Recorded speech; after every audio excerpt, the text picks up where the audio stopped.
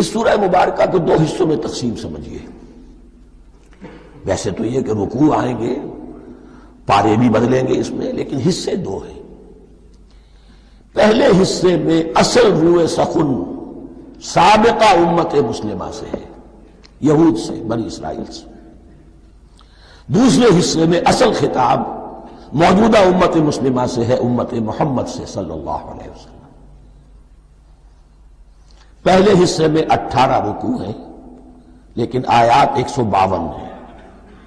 دوسرے حصے میں 22 رکوع ہیں لیکن آیات 134 ہیں. گویا کہ اس سے آپ کو توازن نظر آئے گا کہ اگرچہ ادھر رکوع کی تعداد کم ہے 18 لیکن آیات کی تعداد زیادہ ہے 152. دوسرے حصے میں رکوعوں کی تعداد زیادہ ہے 22 لیکن آیات کی تعداد 134. اسی لیے اس کا ایک نام میں نے تجویز کیا ہے، وہ اس لیے تاکہ کچھ حقائق آپ کے ذہنوں میں ان ناموں کے حوالے سے بھی انشاءاللہ محفوظ ہو جائیں گے. سورۃ الامتین، دو امتوں کی صورت، اس لیے کہ تقریباً نصف اس کی ساری بحث جو ہے، مرکزی بحث، وہ سابقہ امت مسلمہ بنی اسرائیل، اور دوسرا نصف اس میں سارا خطاب وہ ہے موجودہ امت مسلمہ یعنی امت محمد صلی اللہ علیہ وسلم. اس کا جو پہلے 18 رکوع ہے یا پہلا حصہ ہے، اس کے اندر ڈویژن فردر ہوگی ورٹیکل، عمودی. پہلے 4 رکوع، پھر 10 رکوع، پھر 4 رکوع. لیکن جو 22 رکوع ہیں دوسرے حصے کے، دوسرے نصف کے، اس میں ڈویژن جو ہے جو ہاریزونٹل ہے، وہ افقی تقسیم ہے، عمودی نہیں، افقی. وہ میں بعد میں بیان کروں گا جب ہم وہاں پہنچ جائیں گے. ان کو پہلے سمجھ لیجئے کہ اس پہلے حصے کی جو تقسیم میں نے کی ہے، پہلے 4 رکوع، پھر 10 رکوع اور پھر 4 رکوع. پہلے 4 رکوع یوں سمجھیے کہ پورے قرآن مجید کے لیے اس کی حکمت اور فلسفے کا جو حصہ مکی قرآن میں بیان ہو چکا تھا اس کا خلاصہ ہے. جب یہ سورت نازل ہو رہی ہے تو یہ تو مدینہ میں حضور تشریف لا چکے ہیں، 12-13 سال جو ہے گزر چکے ہیں، اور ان 12-13 سالوں کے دوران 2/3 قرآن نازل ہو چکا ہے. اس میں جو بھی حکمت، فلسفہ اور بنیادی دعوت، یہ جو چیزیں مکی قرآن میں بیان ہوئی، ان کا خلاصہ نچوڑ نکال کر یہاں 4 رکوعوں میں رکھ دیا گیا. اگرچہ ان میں بھی جب گہرائی میں آپ دیکھیں گے تو روح سخن جو ہے وہ بنی اسرائیل کی طرف ہے، وہ میں بعد میں عرض کروں گا. لیکن اضافی طور پر یہ سمجھ لیجئے کہ پورے مکی قرآن کے حکمت اور پیغام کا خلاصہ ان 4 رکوعوں میں. پھر 10 رکوع ہے جن میں براہ راست خطاب ہے سابقہ امت مسلمہ، یا بنی اسرائیل. اس کے بھی 2 حصے ہیں. پہلے ایک رکوع میں دعوت ہے، بڑا انداز اس کا بڑا پیارا ہے. اس میں دعوت ہے، ایمان لاؤ محمد پر صلی اللہ علیہ وسلم. اور اس کے بعد 9 رکوع ہے ملامت کے، ملامت، تنقید. تم نے یہ کیا اور یہ کیا اور یہ کیا، ہم نے یہ احسان کیے، یہ احسان کیے، یہ احسان کیے، تم نے یہ ناشکری کی، یہ ناشکری کی، یہ ناشکری کی. اور اس سب کا نتیجہ آخری 4 رکوعوں میں ہے کہ اب تمہیں اس منصب سے معزول کیا جا رہا ہے جس پر تم 2000 برس تک فائز رہے ہو، اور تمہیں ہٹا کر اب ایک نئی امت محمد کی شکل میں جو وجود میں آ چکی ہے صلی اللہ علیہ وسلم، اسے اس پر فائز کیا جا رہا ہے. اور اس کی علامت کے طور پر اسے میں کہا کرتا ہوں کورونیشن، تاج پوشی. ایک امت معزول، دوسری امت اس کا نصب ہو رہا ہے. اس کی تاج پوشی کے لیے سمبل، علامت کیا ہے؟ قبلہ تحویل. وہ قبلہ یروشلم، سابقہ امت کا قبلہ اب ادھر رخ نہیں ہوگا. اب اہل توحید کا قبلہ یہ مکے کی طرف ہوگا، بیت اللہ کی طرف ہوگا. تو تحویل قبلہ کا مضمون ہے جو ان 4 رکوعوں میں آتا ہے. تو یہ میں نے تھوڑی سی تمہید جو ہے آپ کے سامنے رکھ دی ہے. اب بسم اللہ کیجئے.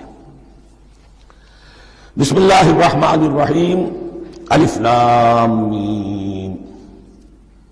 الف لام میم یہ حروف مقطعات ہیں، یہ علیحدہ علیحدہ پڑھے جاتے ہیں. علم نہیں پڑھ سکتے اس کو، الف لام میم، ہا میم ہے، ہا علیحدہ میم علیحدہ، اگرچہ لکھے ہوئے ہوتے ہیں جڑے ہوئے، کاف ہا یا عین صاد لکھے ہوئے جڑے ہوئے، پڑھے جائیں گے علیحدہ علیحدہ، قطع علیحدہ کرنا، تو حروف مقطعات۔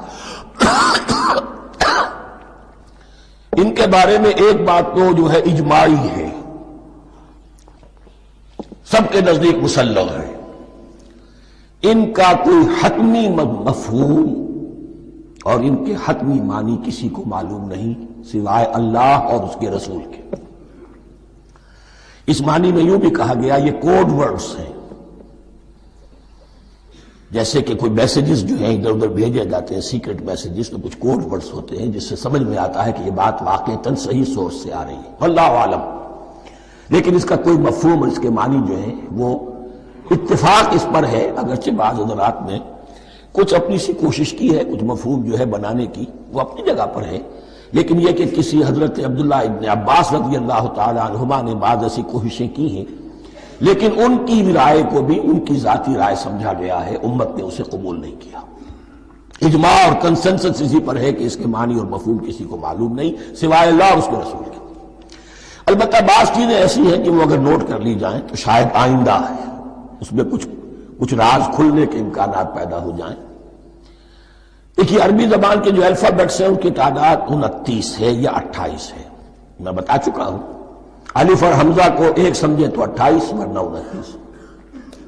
پہلی بات یہ نوٹ کیجئے قرآن حکیم کی 114 صورتوں میں سے 29 صورتوں میں ان کے شروع میں یہ حروف مقطعات آئے ہیں۔ دوسری بات یہ کہ اس میں 28 کا نصف کیجئے تو 14 استعمال ہوئے، 14 نہیں استعمال ہوئے، بالکل آدھی تعداد استعمال ہوئی ہے۔ تیسرے یہ کہ جو شروع اور آخر اور درمیان 3 حصوں میں تقسیم کر دیجئے آپ، 9 9 9 پلواڑی 27، ایک طرف 10 رہ جائیں گے۔ پہلے حصے میں سے بہت کم حروف لیے گئے، بہت کم، آخری حصے کے تقریباً تمام حروف ہیں تقریباً۔ درمیانی حصہ وہ ہے کہ جس میں آپ نے دیکھا ہے کہ عربی میں جوڑوں کی شکل میں ہے، صاد ضاد، فرق کیا ہے نقطے کا، سین شین فرق کیا ہے نقطوں کا، را زا فرق کیا ہے نقطے کا۔ تو جو بھی نقطے والا لفظ ہے وہ نہیں لیا گیا، اور جو بغیر نقطے کے غیر منقوط ہے وہ لیا گیا۔ پھر اس میں 3 صورتیں ہیں جن میں ایک ایک حرف آیا ہے، سورہ قاف، سورہ نون، سورہ صاد۔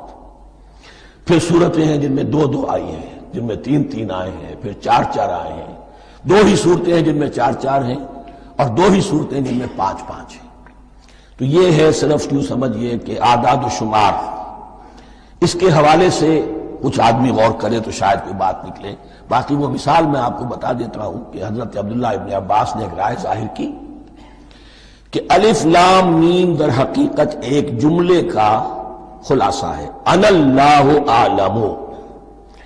پہلا لفظ انا، اس کا الف لے لیا، درمیانی لفظ اللہ، اس کا درمیانی لام لے لیا، تیسرا لفظ اعلم، یہ آخری لفظ ہے، آخری حرف میم لے لیا، انا اللہ اعلم، میں اللہ جانتا ہوں، واللہ اعلم، واقعتاً اللہ ہی جانتا ہے۔ یہ حضرت عبداللہ ابن عباس کی رائے ہے، لیکن اگرچہ انہیں حبر الامت مانا گیا ہے، لیکن یہ کہ ان کی اس رائے کو بھی اکثر و بیشتر مفسرین نے قبول نہیں کیا۔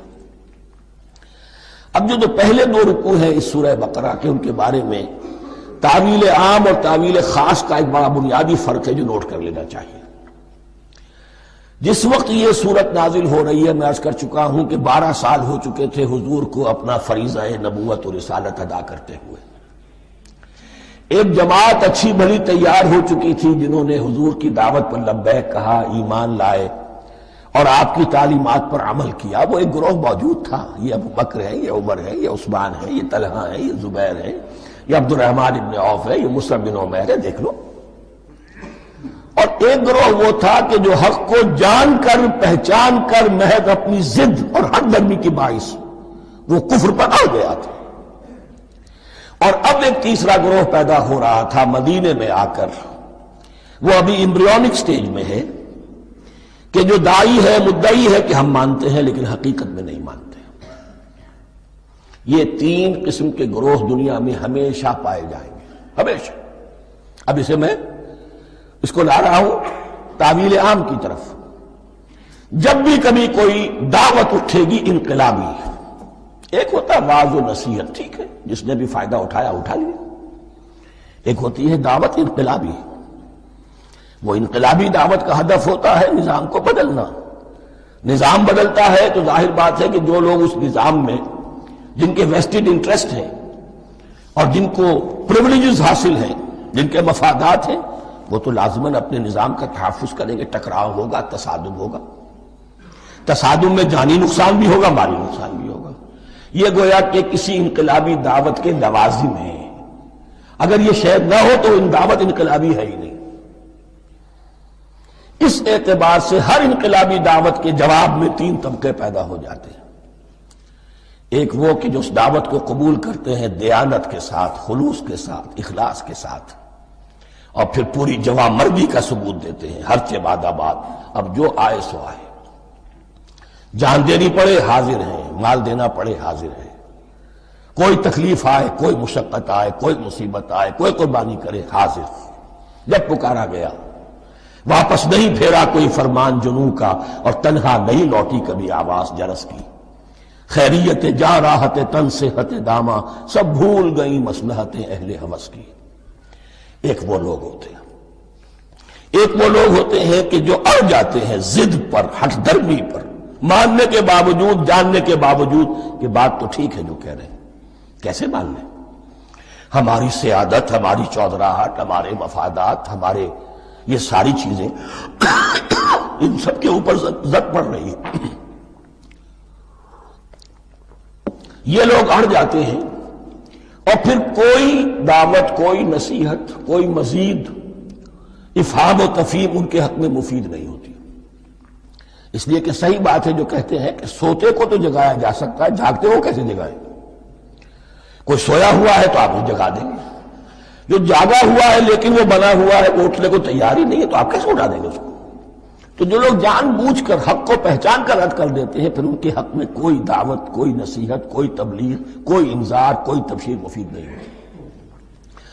تیسرا درجہ ایسے لوگوں کا ہوتا ہے جو یا تو شروع میں آتے ہی شرارت کے ارادے سے ہیں، کوئی مصلحت ہے جس کی وجہ سے اس دعوت کو قبول کر لیا، کوئی ذاتی منفعت ہے جس کے لیے قبول کر لیا، یا یہ کہ شروع میں تو اخلاص کے ساتھ آتے ہیں لیکن جب قربانی دینے کا وقت آتا ہے تو ان کے اندر سیرت و کردار کی وہ مضبوطی نہیں ہوتی کہ ہر چہ بعد آباد، یہ نہیں ہوتی. وہ پھر ڈگمگاتے رہتے ہیں. کبھی کچھ چلے پھر کہیں چھٹک کر رہ گئے، پھر کہیں کچھ چلے پھر چھٹک کر رہ گئے. یہ تیسرا طبقہ ہے کہ جو کہتا ہے، دعوی مدعی ہے کہ ہم نے مانا ہے، قبول کیا ہے، بات ٹھیک ہے، کچھ تھوڑا بہت چلتے بھی ہیں، لیکن جہاں مشکل آئی چھٹک کر کھڑے ہو گئے، اونجے منہ گر پڑے. یہ تیسرا طبقہ ہے. اس کے لیے لفظ ہمارے ہاں منافقین بھی ہے، لیکن اس رکوع میں آ کر ابھی ان 4 رکوعوں میں نہیں بلکہ سورہ بقرہ میں مکمل میں بھی کہیں نفاق کا لفظ نہیں آیا ہے، اس لیے کہ اسے مرض سے تعبیر کیا گیا ہے.